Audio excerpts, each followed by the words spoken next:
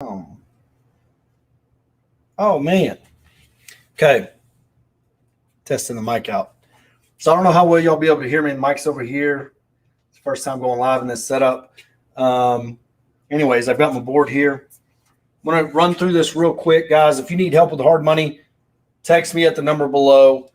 I'm getting roasted currently in the Facebook group. So if you're not in Roughneck Real Estate, the Facebook group, you need to jump in there. That's what made me decide to make this video. Also, Instagram, everywhere else, Roughneck Real Estate. But I've got my board here. This is what we have under contract currently. Okay. This is what we're wholesaling. This should close next Friday. Same buyer's buying both of these. Another buyer's buying this. And this one right here, this little $1,000 one, will probably never close. Okay. If you look, this is all the inventory we've bought. Several of these are currently in a leaseback situation. So we bought the house. We're letting the owners remain there in a leaseback. So a lot of these people are moving out in May. I know that this one, we bought it. You can see 180. We're listing it out for 275. This one here we bought for 165. We borrowed 195 against it, where it's hitting the market, probably already on the market we're going to go right at 295. I put 300K on here, but 295 is it. Where's another one right here? This one closes on Friday. This one right here closes Friday. It's at, we borrowed 85 against it. We only bought it for 60. It's currently under contract for 138. That's the difference between wholesaling. If I'm looking at my wholesale fees here, I've got 10,000, 10,000, 1,000, 10,000. I've got $30,000, $31,000 in wholesale fees, and one of them probably isn't going to close. Versus if I come over to this board right here, we bought these lots for about $5,000. They're selling for 20. We've got some stale inventory, like Happy, that we got a $90,000 hard money loan on, but I think our cost basis is somewhere around 75. And we've got it listed out for 130. It's probably time to do a price reduction on it, but summer hasn't hit here yet. It's out in a rural community, so I'm not too worried about it. But overall, all of this right here has holding costs associated with it. There's an underlying risk associated with it that it will never sell. Not on this board right here is a property known as Arizona Trail. We just rented it out for $775. We couldn't get it sold. So since we couldn't get it sold, we rented it out for $775. We're immediately taking that thing to the bank. The bank is loaning us out of it. We'll have $0 in that deal. It'll cash flow about $300 a month. That is the downside of wholesaling. In a hotel situation, you have to be able to own and run that property. Okay, if you're not there yet, you're not there yet. You're going to have to stick to wholesaling. But if you have credit, if you have access to capital, if you have capital on your own, guys, there isn't one of these. Like this one right here, this particular property, we bought it for $55,000. We put a new air conditioner in it. It's going to hit the market. It's on 7.5 acres. It's going to hit the market for 140.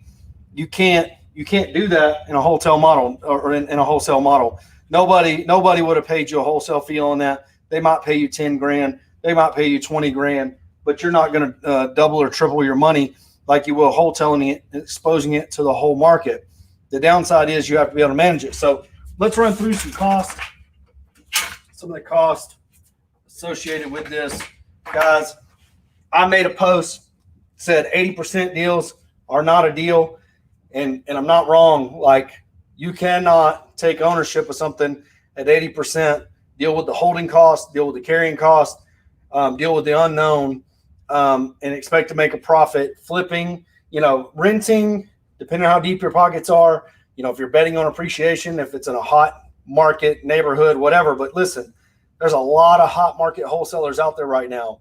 A shitload of hot market wholesalers out there right now that are really good at it because the market is scalding hot.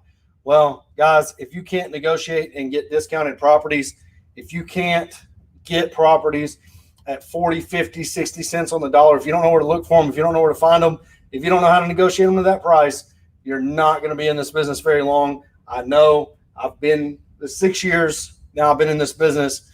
The people I looked up to or thought were doing good things, they've disappeared. One guy, don't even know where he's at, might be dead, don't know where. And he was always preaching and talking about, oh, I buy it 70%. I'm doing, I do my sellers a service and all that, because you have to be ethical to yourself and your family first. Okay. And you have to buy right to do this. If you're being ethical to the sellers, you need to become a real estate agent and you just need to list properties. It's not unethical to buy at a discount. I just told you we had to refinance a property that we thought was a grand slam that did not sell. We buy at a number that we can hold on to it. We can rent it. We're ethical to ourselves first. I had a 3-plex on the board in Waco. We lost $12,000 on that deal. A bank bought it from us. I'm still salty about it. But when we bought that, we knew that we could go in there and we could fix it, worst case scenario. But we wanted to list it as is and see what the market would said. The market said, nope, we're not doing it. We got some bids. We went and talked to the city. It had some burn damage. The city said, and we were right in the middle of Rona, and a bank came up and said, we'll pay you this for it. It's like, I'm going to take a $12,000 haircut, but I'm not going to go in there, start dealing with bureaucrats at the city that aren't going to let me remodel it and do it. Every one of these properties is risky. Hell, we got one at the top of the board, bought it, owner finance. The owner finance buyer, owner finance from a guy, he died.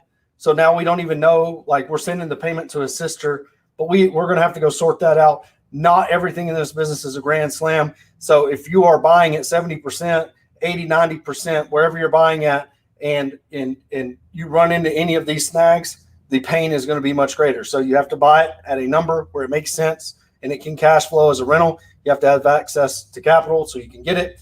If you hit us up on that number below, we can get you loaned out. But let me show you kind of what the cost looks like. So if I'm buying a $100,000 house, okay, and I'm buying it at $50K, when I go to do this loan, I'm going to have to pay $2,500 in points to the hard money lender. Okay, so $2,500. I'm going to have insurance that I'm going to have to buy, that most of it's going to be refunded whenever I do it, but I'm going to have to come up with $1,000 for insurance to insure the property. Okay, as part of the closing costs.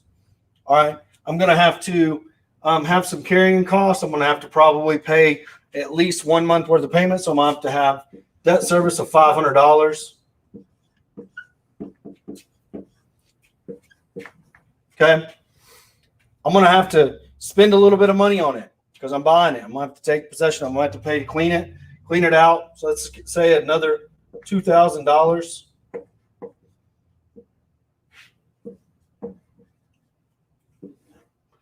$25, $35, $4, $6,000. My cost basis is now $56,000. Okay.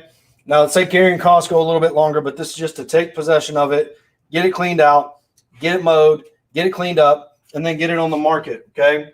Now it's worth $100,000. It could have an ARV of 110, 120, but it's worth $100,000 as is in this market. Do you think you could assign this property because it only needs maybe $5,000 or $6,000 worth of work to be a really good rental property, a really grand slam rental property? Do you think in this market you could go assign that for $100,000? Do you think you could put a $50K assignment on it and get $100,000? Do you think you could do that? Probably not. The most you could probably assign this for is 75 to 80. Okay. If you do this, if you buy this property at 50, you got $6,000 worth of holding costs and everything else, and you're buying it at, let's say, 50% of its value. We at Jet, that phone number right there below, that 254-274-3133, that number, we will loan you every single bit of this. We'll loan you the points. We'll loan you the insurance. We'll loan you the debt servicing. We require 3 months of cash reserve up front. If you buy a deal this deep, we'll loan you the debt servicing. We'll loan you the insurance. We'll loan you the points. And we'll loan you the money for the clean out. You'll have $0 out of your pocket until you hit month 3. Guys, you can own this thing 3 months before you ever have to make a payment if you're rolling with Jet Lending, if you're rolling with us. Okay? So you got $0 out of pocket to close. $0 out of pocket to close. You turn around and sell this thing for $100K. Now you're going to have about 10% closing cost, probably closer to 9, but let's just call it 10 so it's easy math. You're going to have $10,000 coming out of that. Your cost basis is $56,000. Okay, you're going to get part of this insurance back, but we're not even going to factor that in. Don't care. You're going to have about $10,000 in closing costs. So $90,000 minus $56K. What is that? Whoop. 8, 10, 4, 34,000. So your best case scenario on an assignment, you can make 30. You're going to make 34 by buying this property and wholesaling it. But here's the big thing about it. When I do it this way, if I'm a one-man operation that has access to capital credit, I'm going to call Jet Lending because I want to borrow money, and I'm a one-man operation, I don't have to spend any time dispoing this property. I don't have to take fucking 87 different people going out there and looking at it, coming back and asking for a discount and asking about this and asking about that. The real estate agent handles it all. The buyer's agents that represent the buyer that's buying this thing on MLS, they're dealing with all that shit. Your agent that represents you is bringing you all the questions, all this and that. One of the ones that I pointed out at the beginning of this video, agent come back and said, hey, there's some damage to the roof. And we're like, yeah, it's factored into the price. We're not fixing it.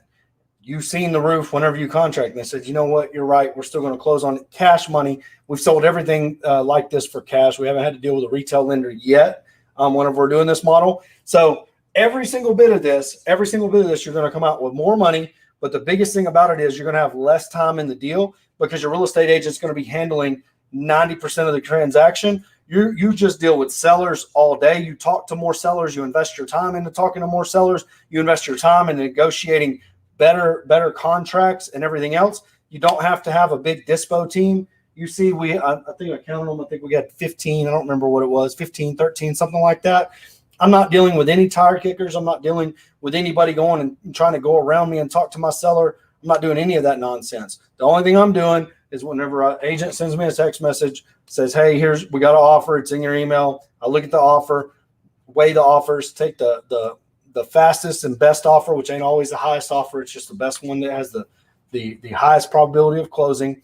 And we roll down the road. Guys, if you're trying to figure out if you need to be wholesaling or wholetailing in this market, you need to figure out how to buy inventory. You need to call us. You need to text me at that number below at Jet Lending and let us get you some loans. So if you have any questions, drop them in the comment section. If you're not in Roughneck Real Estate, the group, get in there. If you're not on my YouTube, get on my YouTube, watch the videos on my YouTube. If you need help with marketing, there's a ton of good content on there for marketing. And always, let's chop it up in the group. My son, he's out in the truck. He's taking a little nap. About to go pick up the tractor, go do some shredding. He's going to spend some time with Pawpaw. So I got to jump off of here. I wish they left the AC on. It's hot as fuck in this bitch. But I appreciate y'all spending a little bit of time with me. If not in the group, like I said,